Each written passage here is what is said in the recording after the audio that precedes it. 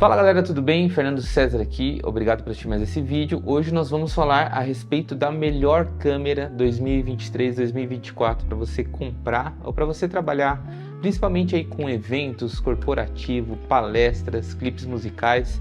Eu tenho utilizado essas câmeras já tem um tempinho e eu vou dar um feedback para vocês do que eu acho, do que eu considero, do que vale a pena, do que não vale a pena e também pontos positivos, pontos negativos. Eu vou falar por que você deveria trabalhar com essa câmera. Mas antes de tudo, eu vou falar o porquê eu acabei migrando para Canon. Bom, todo mundo sabe que eu comecei o canal praticamente com essa migração, saindo da Canon indo para Sony. Na época eu utilizava as Canons 6D, acho que quem é um pouco mais antigo aí também trabalhou com essa câmera, uma excelente câmera. E quando veio a Sony, veio com muito mais recursos, uma câmera mais tecnológica e cheia de recursos interessantes, e eu acabei migrando. E tive algumas dificuldades nessa adaptação, comprando lente errada e tal.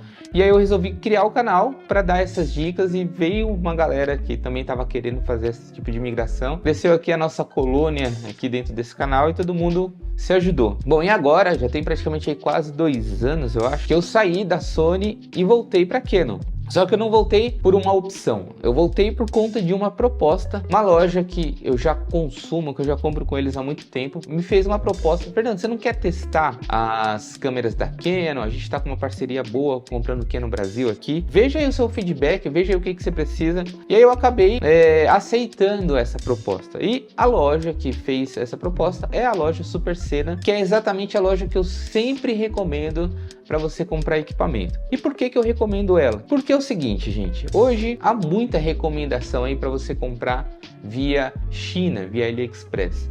E sabe qual é o real motivo? Não só pelo valor que é um pouco mais barato, mas é porque quem indica, normalmente indica um anúncio que ganha uma certa comissão, um afiliado lá.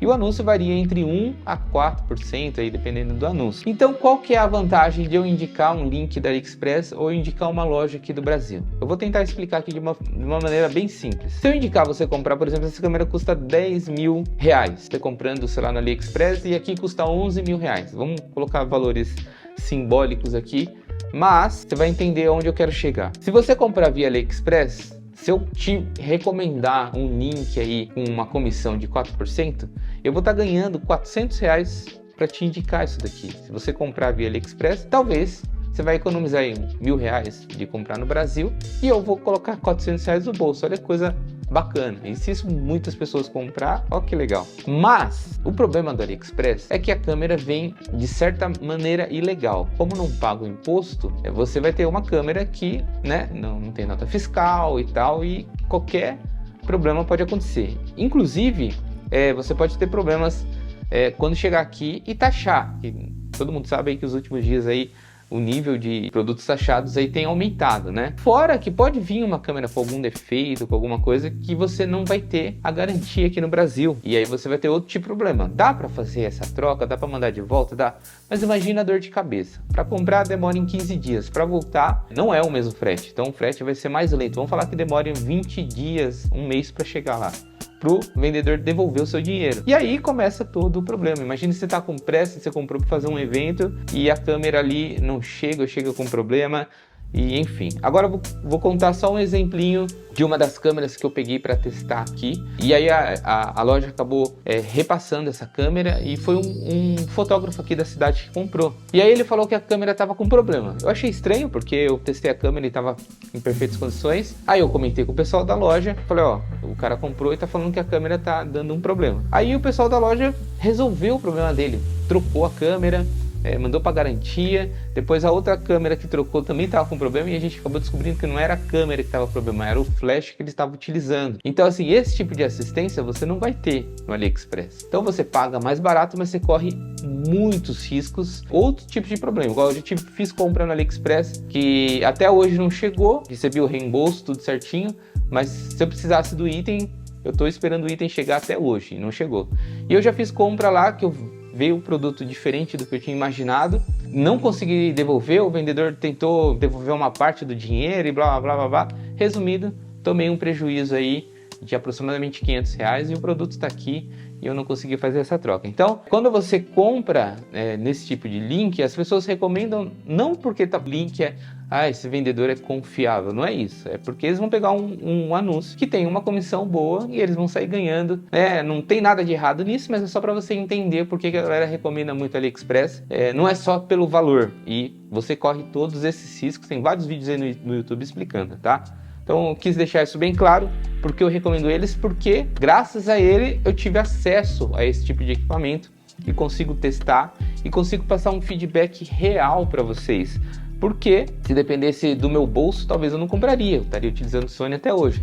Mas graças a eles consegui ter esse tipo de experiência e trazer esse feedback para vocês, tá? Então acho que o vídeo vai ficar um pouco extenso, mas não tem problema. Se tiver tempinho, você assiste, se não tiver, você assiste depois. E enfim, vamos lá. Por que essa câmera é a câmera ideal para você? Eu vou falar com base de várias Canons que eu já testei. Eu já testei aqui, eu comecei com uma R e com uma RP, e eu não recomendo para quem trabalha com vídeo. A R é muito legal para quem trabalha com foto, para vídeo é bem limitado. A RP é uma câmera que a bateria já não dura tanto, tal, eu praticamente não gostei muito. E aí, minha meta era pegar a R6. E quando eu peguei a R6 seria a câmera perfeita, né? Eu recomendaria ela em vez da R7, porque eu sou do time full frame. Eu gosto da textura do full frame. E muita gente fala que não tem nada a ver usar crop e usar um sensor full frame. Se fosse a mesma coisa, seria o mesmo valor. Você só optava porque, sei lá, você optava ou nem teria câmera cropada. Mas a câmera cropada, ela é inferior em ISO, ela é inferior em textura e ela é inferior em desfoque. Não é o mesmo desfoque, tá? Por mais que tecnicamente pode ser que a exposição, a distância da lente é a mesma coisa, mas quando você compara uma câmera full frame, você realmente percebe a diferença. Eu sou do time full frame, então eu recomendaria de olhos fechados a R6 por todos os recursos que ela oferece. Porém, a Canon R6 aquece demais. Eu passei muito sufoco com ela em eventos. E aí lançaram a Canon R7. Eu sei que esse vídeo está bem atrasado devido às circunstâncias da minha vida. Eu acabei deixando esse canal um pouquinho parado e a gente está voltando agora, tá? A Canon R7, eles resolveram tudo que precisava resolver na R6. Porém, ela é uma câmera crop, tá?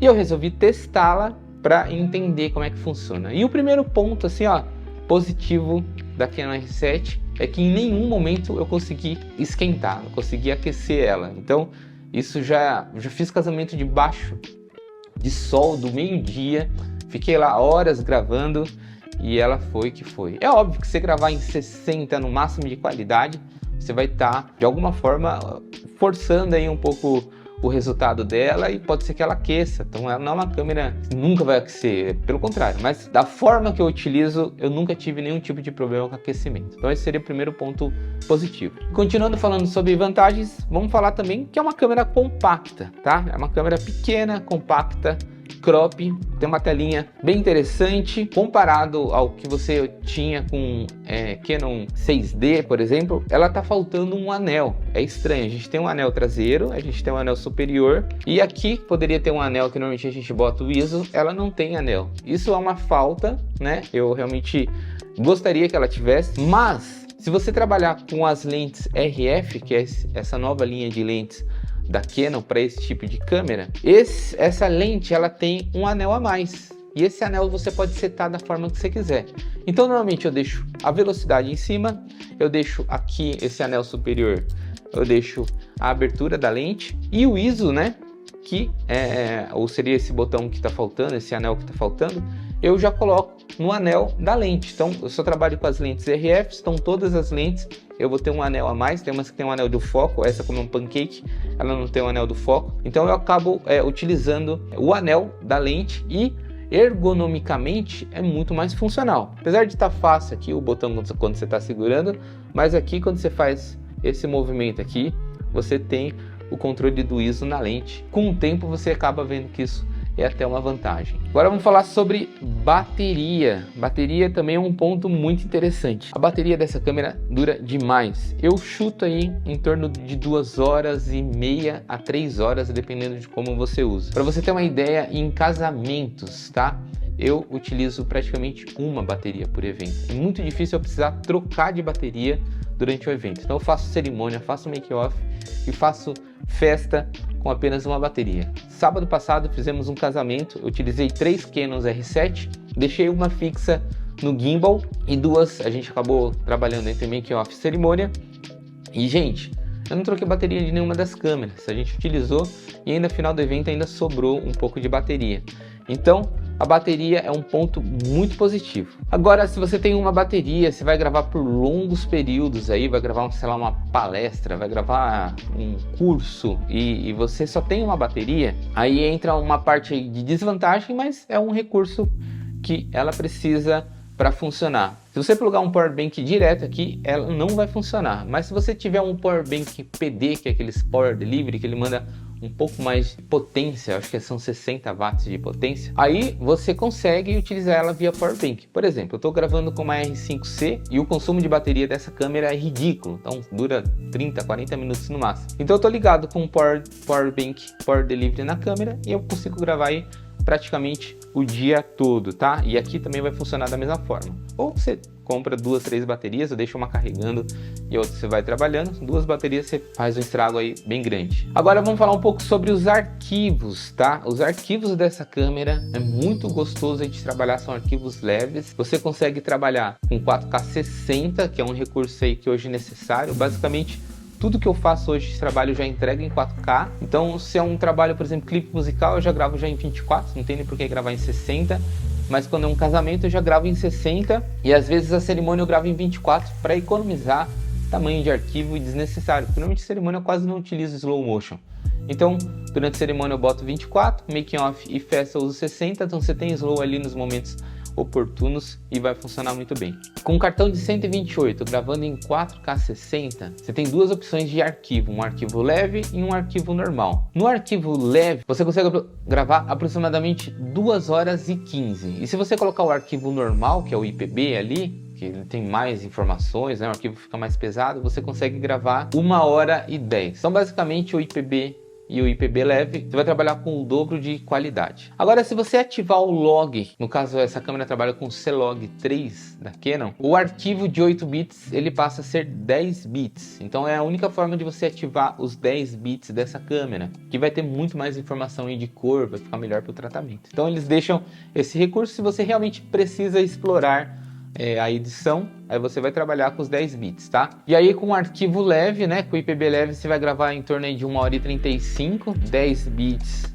com cartão de 128, e com o IPB normal, que seria o arquivo com mais qualidade, você vai gravar aproximadamente 47 minutos. Você vai filtrar exatamente o que você precisa de recurso para conseguir obter o melhor resultado. Eu sempre vou trabalhar com um arquivo mais leve. Com essa câmera, eu não lembro qual foi a vez que eu utilizei a gravação com o IPB normal. Eu normalmente utilizo o IPB leve em todos os meus trabalhos. E enquanto eu estiver falando isso aqui, eu vou deixar algumas cenas de alguns trabalhos que a gente já realizou, só para vocês conferirem cor, para vocês conferirem o resultado disso, tá? Então, para você ter uma ideia, uma pasta de casamento, um final de casamento aí de bruto, gravando aí com 2 câmeras, a minha cobertura normal, eu fecho uma pasta aí de aproximadamente 120 GB.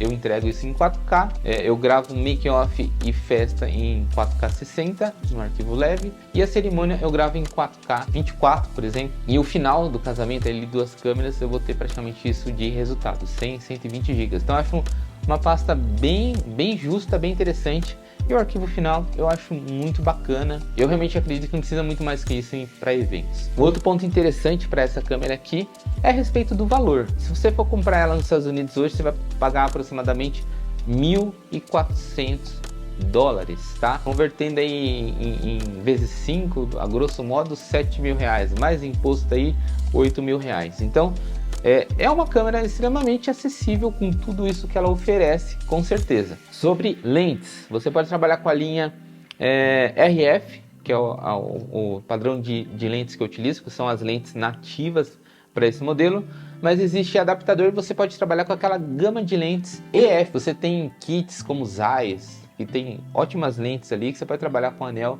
trabalhar com foco manual, enfim, você tem várias opções aí para trabalhar e as lentes são acessíveis, principalmente essas EFs, que são lentes que já estão há um tempo aí no mercado. Muita gente está desfazendo desse tipo de lente para migrar para Sony, migrar para outro modelo aí, você vai conseguir comprar com preço bem barato. Um outro detalhe importante é que é fácil, né? O fácil setup, então ela não tem muito recurso igual a Sony, um menu muito complicado. Então, com poucos minutos ali, você consegue encontrar tudo que você procura, balanço de branco, o formato de gravação e tal. Você não se perde muito com ela, é muito fácil, muito acessível, muito prático a questão de recursos. E aí ela vai ter time-lapse, ela vai ter vários outros recursos aí que eu acho que hoje em dia é o mínimo, né? Você ter esse tipo de recurso na câmera. E um dos pontos muito interessantes de vantagem aí para Canon é que a cor vem pronta. Gente, a cor da Canon é muito bonita. E olha que eu já trabalhei muito tempo com Sony e realmente a textura, a cor é incrível. Como você chega no resultado de cor, eu estou gostando bastante. E o arquivo é bem leve para editar e ela não esquenta. Então, em resumo, é uma câmera ideal para a gente trabalhar, principalmente com eventos hoje em dia.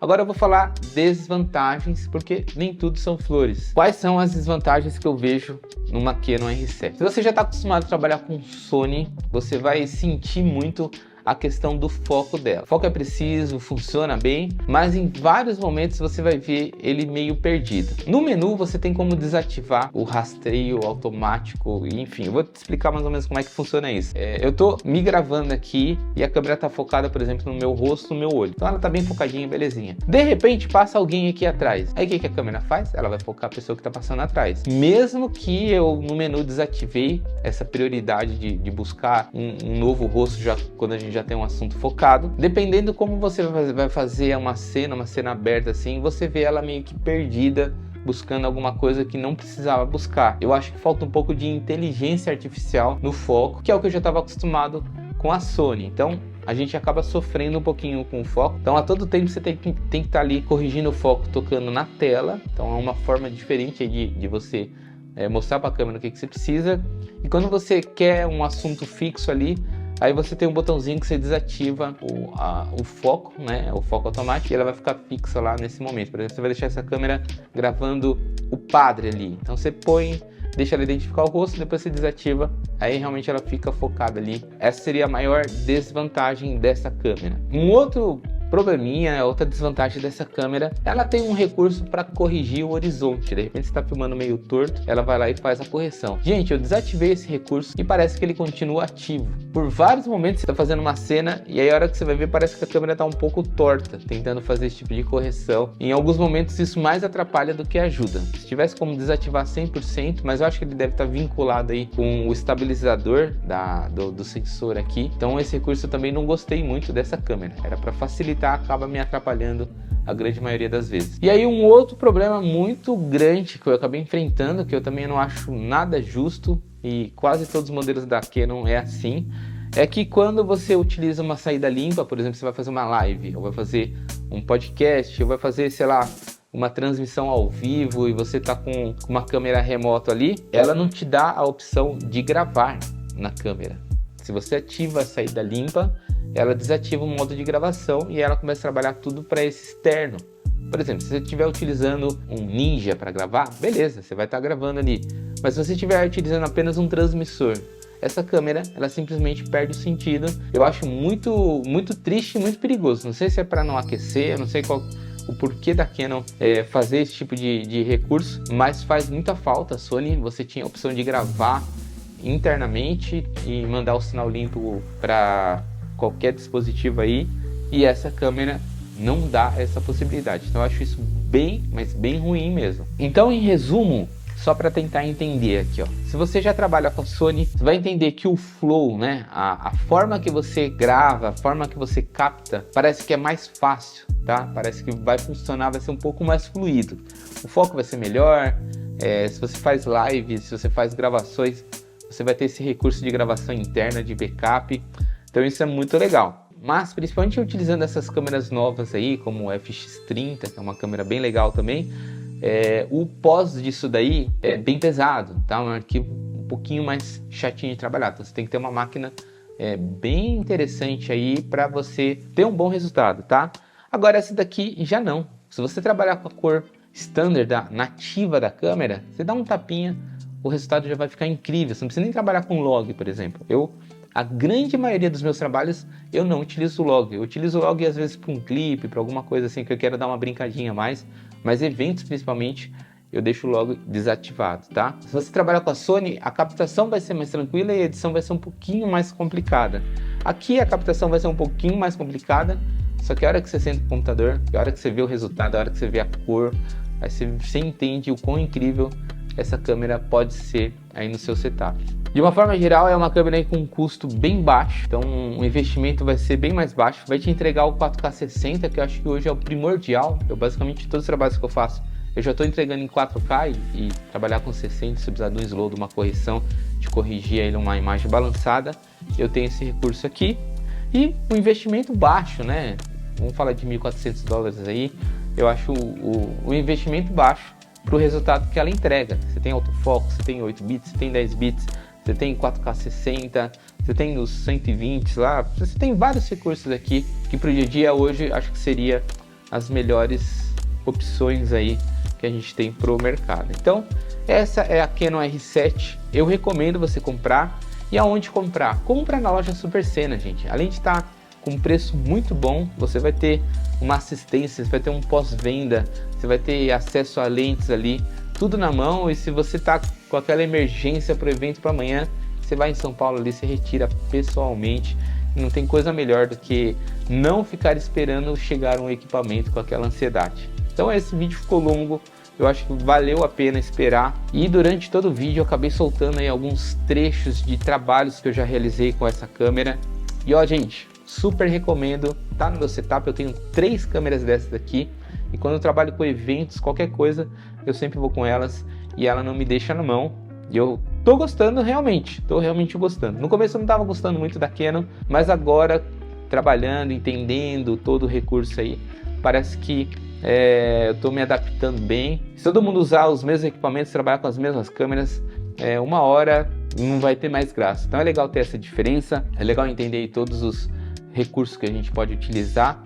E é isso aí, galera. Obrigado por assistir mais esse vídeo. Até o próximo vídeo. Se ficou alguma dúvida, deixa aí nos comentários. Quando eu tiver um tempinho eu vou responder para vocês. E até o próximo vídeo. Um grande abraço. Valeu!